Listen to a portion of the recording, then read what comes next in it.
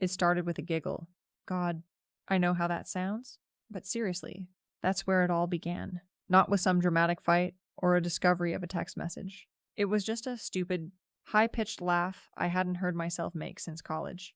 I'm trying to get a guy's attention laugh. I was on the phone with Tyler in the bathroom, and I thought the water was running loud enough to muffle it. I guess not. I came out, and Ethan was just sitting there on the couch, pretending to watch TV. He didn't say anything, but I could feel his eyes on me, like he was seeing right through me. You know, it gave me this weird little thrill, a kind of risky high, but I just kissed his cheek, told him I loved him, and went to bed. I didn't think he'd do anything. He was always so predictable, so dull. That's the word that kept popping into my head. While I was out there, living, he was stuck in his world of early meetings and spreadsheets and mortgages. I mean, who gets excited about a mortgage? I needed something more. Something with a little danger. And that's when Tyler came into the picture.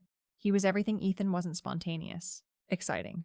A little bit of a mess. He drove a Dodge Challenger, for God's sake, and wore sunglasses at night. It was ridiculous, but also sexy. It felt so good to be wanted again. To feel that spark. Ethan used to have that fire, but it got snuffed out by routine. I was just trying to find it again, between us. I wasn't trying to hurt anyone. I was just bored. Was that so wrong? He started getting weird after that night. Though, he was always so quiet. He'd just watch me. I'd come home from girls' night with Laura, of course, because she was my go-to alibi, and he'd be up, just scrolling on his phone. Not a word, not a question, nothing. It was like he was just waiting. It made me feel like I was going crazy. I even zoomed in on a photo once to make sure there wasn't a sleeveless hoodie or a dumb car keychain in the reflection of my sunglasses. I mean, you have to be careful, right? I thought I was so smart. I really did. I had my lies perfected. My excuses lined up. I was in control, and that's what made what happened at the club so surreal. The Velvet Room. I still get chills thinking about it. We were at the Velvet Room, a club we always went to because the cameras were broken. Total red flag. But whatever. Tyler and I were laughing, drinking, being us. It felt so good to just let go. He was all over me, whispering how much he hated that he had to share me. God, men are so dramatic. We went into the back room, and that's when everything went dark. The next thing I knew, I was waking up in the hospital. My leg was on fire. My ribs felt like they were cracked, and the morphine drip was barely helping. I was so confused. The cops were everywhere, and then I saw it. I couldn't feel it at first, but when the nurse turned me to check my back, I saw the look on her face. Horror. Pure horror. I asked what was wrong, and she held up a mirror, and there it was. Carved into my skin, property of a liar. I felt my stomach drop, like a physical punch. I had no idea what was happening. I thought I was drugged, that someone was framing me. I mean, it had to be a total coincidence, right? And then Ethan walked in. I saw him standing there, all calm and collected. And for a second, I felt this relief. My husband was here. He would save me. He looked so serene, leaning against the wall with his arms crossed, like he was watching a movie. I croaked out his name, but he just stared at me. He was so cold. He asked me what happened, and I gave him the only story I had. I was at a wine bar with Laura. I must have been drugged. I saw that little twitch in my eye, the one I get when I'm about to lie. He saw it too, but he didn't call me out. Not then. And that's when she walked in. Candace, Tyler's wife. Oh, that bitch.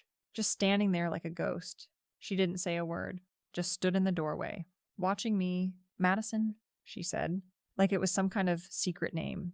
I felt like I was going to throw up. My whole body was shaking.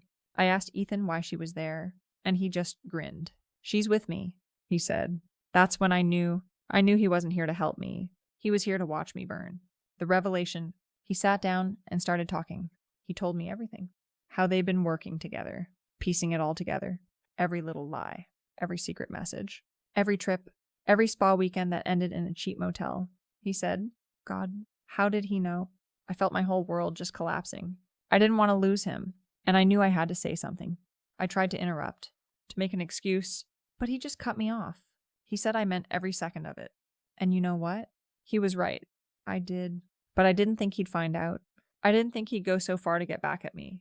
I'm just not that kind of person. Then Candace, that monster, threw a flash drive on my hospital tray. I swear. The devil has better manners. She said it was footage from the club's back cameras. She said they made sure they were backed up. And I knew it was over. Everything. my social media deals, my sponsorships, my life, all gone. He told me he was divorcing me, that I was going to lose everything. He said the truth would humiliate me, and he was right. I'm so humiliated. My life is ruined. He just left me there, sobbing on the floor. But here's the thing. I don't think he's finished. He hasn't won yet. I was scared, sure, but I wasn't broken. Not yet.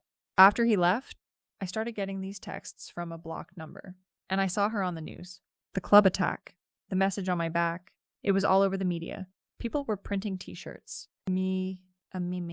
It was just so gross. I went back to the house. It was empty. He was gone. No note. Nothing. Just silence. It was the longest 5 days of my life. I called him 42 times. Nothing. I tried to find Candace. To apologize? To make things right? But she told me he was done with me, and I just screamed. I screamed into my empty living room. I needed to see him, to get him to talk to me. I thought that if I could just talk to him, if I could just explain myself, I could fix it. But when he came home, he wasn't the man I remembered. He was something else. Someone who didn't care anymore. Someone who was ready to watch me burn. The aftermath. He told me he had already filed for divorce. That he'd already sent the footage to my sponsors. He said he was going to make sure the world saw me for who I really was. I collapsed onto the floor. But he just walked out. As he was leaving, I asked him, "Was it you?" I needed to know. I needed to know who was behind this. And he just smiled. He didn't answer. He didn't need to. I knew the truth. I tried to move on. I really did. But the online hate was insane. People I didn't even know were sending me nasty messages. I felt like I was being watched. My tires were slashed. I was pushed at the gym and got a black eye. And I knew it wasn't him. It wasn't his style. He was a planner, not a brute. He was behind the chaos, but he didn't get his hands dirty. No, this was someone else. And I knew who it was. It had to be someone he told. I was right. It was a man named Brandon Malloy. Tyler owed him money. Ethan told me. He called me from a blocked number and told me to get out of town. He said we were all targets. And I knew he was right. I left. I just ran. I went to a motel 2 states away and just waited. I missed him, though. I missed the way things used to be. I know it's weird, but I did. I missed us. And I know this is going to sound crazy, but I think I deserved it. Not the stalking, not the threats, just the humiliation, the exposure, all of it. I played a game I shouldn't have, and I lost, but I didn't think I would be hunted, and I never, ever thought that the man who broke my heart would be the one to save me. I guess that's the thing about revenge. It doesn't heal you. It just sets you free. I haven't heard from Ethan since that call. I don't know if I ever will. And honestly, I don't know if I want to. I'm a target now, and I have no one but myself to blame. What do you think? Did I deserve it all? Or was Ethan just as bad as me? I didn't expect him to call. Not after everything. The last time we spoke, he was telling me about Brandon Malloy and how Tyler had screwed him over. He said we were all targets. And that was it. Then, silence. A week went by. A month. It was like he had vanished into thin air. And for a while, I thought he had, but then I got a call. A blocked number. My heart was in my throat. But I answered anyway. "It's me." He said.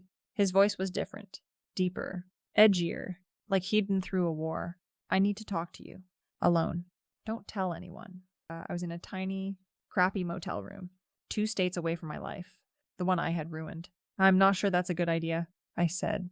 But I was already reaching for my keys. "It's about Brandon," he said. I handled it. My stomach dropped. Handled it. I repeated. What does that even mean? I can't say over the phone. He replied. "Meet me. My place. Tomorrow night. I don't even know where you live." I shot back. But he just gave me an address. Hung up. And the line went dead. I didn't sleep that night. I kept thinking about what he said. I handled it. What had he done? And why did he need to see me? My mind went to the worst places. Did he kill him? Was he going to kill me? Was this all a trap? But I went anyway. Because, deep down, I still believed that he was the only one who could save me from this mess I had created. I found his new place in a quiet, secluded neighborhood. It was a modern apartment, clean and minimalist, nothing like the home we used to share. When I knocked, he opened the door. And for a second, I didn't recognize him. His hair was longer, and he had a bit of a beard. He looked older, tired, but there was a look in his eyes that I had never seen before. A cold, calculated determination. "Come in," he said, stepping aside. The apartment was spotless. No pictures on the wall, no personal items. Just a couch and a coffee table? He offered me a drink, but I shook my head. Just tell me what's going on. He sat down on the couch and ran a hand through his hair. I met with Brandon Malloy. He said, in a warehouse in Philly. My eyes widened. You did what? I had to, he explained. He wasn't going to stop. He thought we were all in on it with Tyler. So I went and I made a deal with him. A deal, I said, my voice barely a whisper. What kind of deal? He pulled a flash drive out of his pocket and held it up. Tyler's files. His contacts, his scams, everything. I gave it to Brandon. In exchange, he agreed to leave us alone. I was speechless. I couldn't believe it. He had faced a dangerous man, a man who had already assaulted me, just to protect us, to protect me. And for a second, I almost felt love for him again. He said that you and I, we were a part of it. I said, finally. He did, Ethan replied. He said that betrayal goes in circles. I wanted to ask him if he still felt that way, but I was afraid of the answer. So, it's over, I asked instead. It is, he said, taking a sip of his water. He's got what he wants. He'll leave us alone now. I sat in silence for a long time. It was over. The stalking, the threats, the fear, it was gone. But what was left? I had nothing. No home, no friends, no career. Just a tarnished reputation and a scar on my back. I need to go, I said, standing up. Thank you, Ethan, for everything. He didn't say anything, just nodded. I was at the door when he spoke. Do you regret it? He asked. I paused. I didn't have to think about it. Yes, I said, every single day. I regret everything. Good, he said. Me too. I regret what happened to us. And that was it. I walked out and I didn't look back. I drove away from his new life, knowing that there was no way for me to go back to my old one. But as I drove, I felt something I hadn't felt in a long time, a strange kind of peace. He had handled it. He had done what I couldn't. He had faced the monster I created, and he had won, and I was finally safe. I didn't expect to hear from him again. But a few months later, I got a text, a normal text this time, from a regular number. I'm sorry. I know this is random, but I had to tell you. I filed for divorce, but I didn't go through with it. Not yet. I just wanted to see if you were doing okay. My hands were shaking as I read the text. He didn't divorce me. Why? I hadn't seen him since that night. I hadn't tried to contact him. He didn't owe me anything. What was he playing at? Was this another game? Another punishment? I didn't respond. I couldn't. I was too confused. But the next day, another text came. I just want to talk. We don't have to be together. But I need to know you're okay. We need to talk about what's next. About us. This was a test. I knew it. He wanted to see if I was still the same person I was before. The liar. The deceiver. I had to be better. I had to prove to him that I was different. So, I responded. I'm not the same person I was. I'm not a liar anymore. I'm sorry for everything. I'm ready to talk. We met in a coffee shop. Just a normal, everyday coffee shop. It felt so strange. Like we were on a first date, but with so much baggage. He looked at me, and I could see the pain in his eyes. He wasn't the cold, calculating man I had seen before. He was the man I fell in love with. The man I had broken? I'm not sure why I called you. He said, I couldn't let go. Not yet. I knew what he meant. He was still trying to fix me, to save me, and I let him because I knew deep down that I needed to be saved. I'm so sorry. Ethan, I said, tears welling in my eyes. I never meant to hurt you. I was just so lost. He reached across the table and took my hand. I know, he said. I know, and for the first time in a long time, I felt like I was home, even in a strange coffee shop, with a man who I had betrayed and who had in turn betrayed me. We were still us. A little broken, a little scarred, but still us. And I knew, deep down, that we were going to be okay. Do you think Madison truly changed?